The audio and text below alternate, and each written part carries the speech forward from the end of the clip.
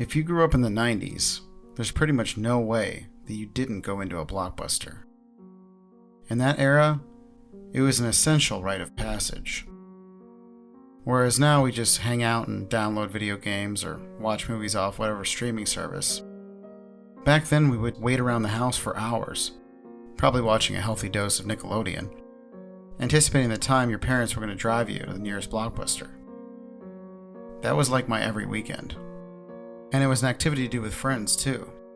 One of my buddies would join us all the time and help me peruse the different sections, sometimes for hours, checking out all the different movies and games they had.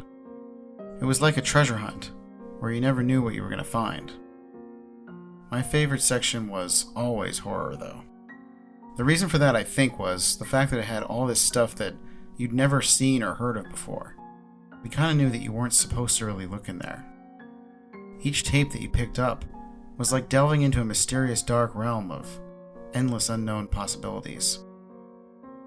One day while we were in there, we were checking out the descriptions on the back of the VHS boxes, and we came across one that was particularly creepy, called The After. On the cover there was this artistic rendition of a terrified kid in this shadowy industrial setting, standing in front of these three hooded ghouls behind him. They had these rotting faces that peered out through their hoods and gazed towards him, exposing quite a bit of gore actually. It was kind of shocking. I was surprised by how much it bothered me though. It wasn't like we weren't in the horror section looking at creepy movie covers pretty much every week. I mean, a couple days before we had just rented the movie Zombie, the one with the worms coming out of the guy's eye on the cover. So this stuff was really nothing new to me. There was something different about this one though. The cover felt almost familiar to me. My friend Terry was fixated on it. I remember him wiping his giant red-rimmed glasses to get a closer look. I could tell even if I wasn't in, he was definitely going to rent the movie himself. "Yes, dude!" he exclaimed, looking over at my obvious reserved expression.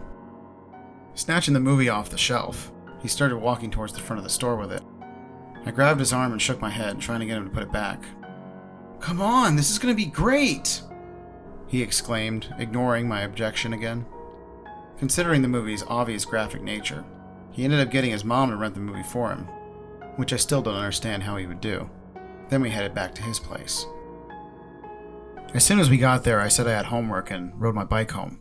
I knew if I stayed, he was going to force me to watch that movie, and I just didn't have the courage for it at the time. I did decide to look up the movie, though, when I got back, and figure out why the cover was so impactful for me. Looking online, there really wasn't much to be found about it. I mean, granted, this was before pretty much every piece of information about every movie was available online, but usually I could at least find something. There wasn't anything anywhere. I guessed it must have been an independent film or something. Blockbuster would sometimes carry stuff like that in the horror section, so it wasn't that surprising. The only thing I could actually find out about it was there was a comment on a Blockbuster rental forum asking if anyone else had seen the film. Upon looking at the cover they had posted a little closer, I realized something. It wasn't the artwork in general that felt familiar to me. It was the kid. Running over to the shelf, I pulled my old school yearbook out from the year before and started flipping through it. As soon as I came across his face, it hit me like a ton of bricks. The 8th grader who went missing the year before, he was the same kid that was on the cover of that disturbing movie. But he wasn't an actor. I didn't know him that well, but we went to a small school. If he had been in that, I would have heard about it. At that point, I immediately called Terry, but his phone just rang until the family voicemail answered.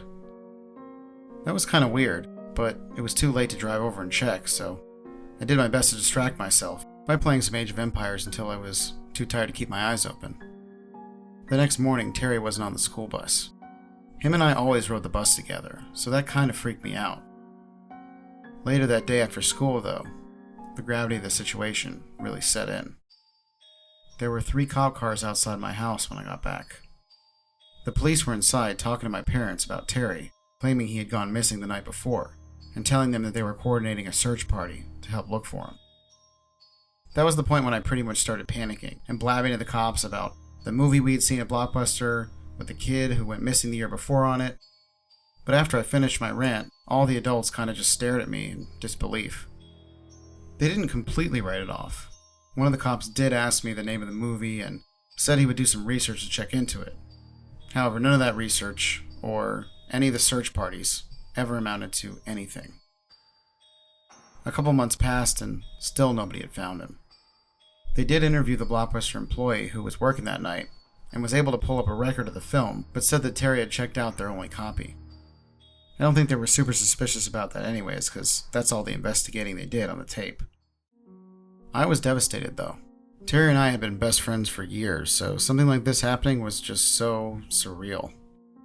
I couldn't accept the idea that it was likely I'd never see my best friend again. So I did my best trying to ignore it, and after about a year I did feel better. And I was even able to finally go back into our Blockbuster again.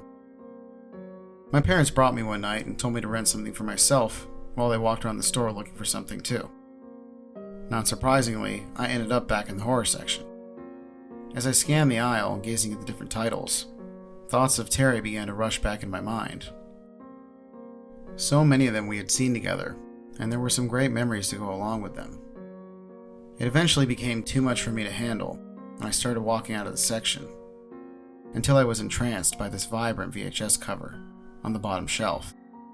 It was called Clutch, and had a bloody hand lying in the middle of a neighborhood, clutching a broken pair of red-rimmed Coke bottle glasses, just like Terry's. I froze in fear, and then leaned over and picked it up. With tears in my eyes, I carried the movie over to my parents and showed them, mentioning how they were the same as Terry's glasses. My dad told me to calm down and that it was just a coincidence. He said it was literally just a movie with glasses on the cover. Which after he said that, I realized he might have been right. Unable to just totally accept that though, I headed over to the grungy looking teen who was working at the checkout counter and asked him about it. He told me they had gotten the movie in a few weeks prior, and it was from some local distributor. Once I told him my theory, he chuckled, not really knowing what to say to me. After he could see that I was serious, he just said that they had gotten plenty of titles from that distributor before, and a few people had already rented it, so it should be fine. Furious is really the only way I could describe my mood at that point. What were the odds that another movie showed up in the store with a direct connection to a kid who had gone missing? It was crazy that no one would listen to me.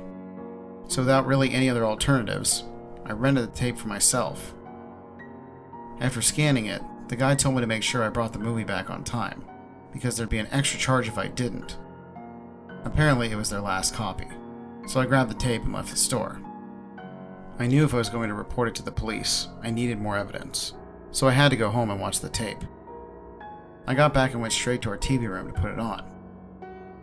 As I took it out of the case, I examined the front of the tape a little closer. There was this little picture that I hadn't seen before, of the street again.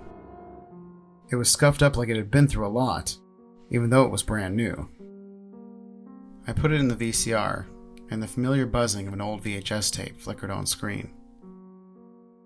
For the first minute or so, it was just black and distorted. Then on the TV was a video of a suburban neighborhood, which looked familiar, but the image was so grainy it was hard to tell. When the camera came around the corner of one of the houses, though, there was no mistaking where it was. It was my street, and whoever was operating the camera was going towards a house with a red roof and a bicycle out front.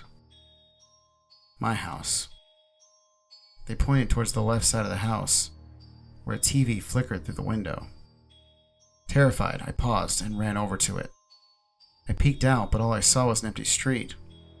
Then in the distance, these shadows began to slowly rise and form into 3 tall cloaked beings, the ones with the rotted faces from the first tape.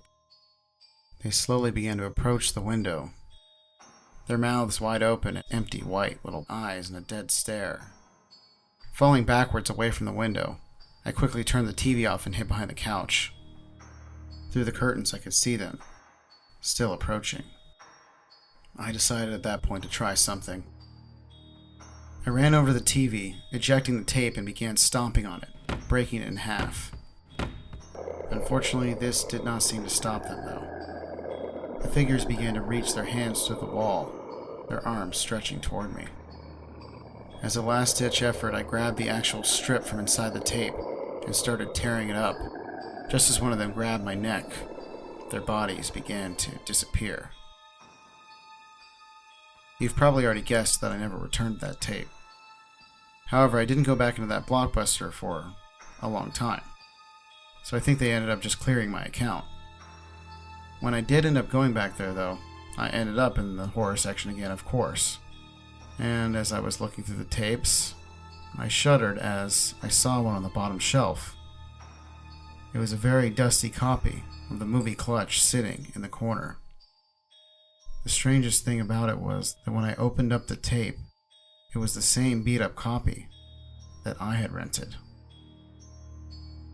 I don't know how that tape got back into their collection, and I'm terrified to think about what'll happen to someone who rents it next. So let's just say I'm happy that Blockbuster's closed down. I can't stand to think that that tape is still on a video store shelf somewhere, just waiting for someone to watch it. Hey, it's Mr. Freaky. What was your favorite movie in the horror section? Leave it in the comments and let's discuss it. Also, make sure you join the Discord as well as subscribe to my channel to see more of this kind of stuff. Have a horrific evening, everyone, and remember to stay spooky, my friends.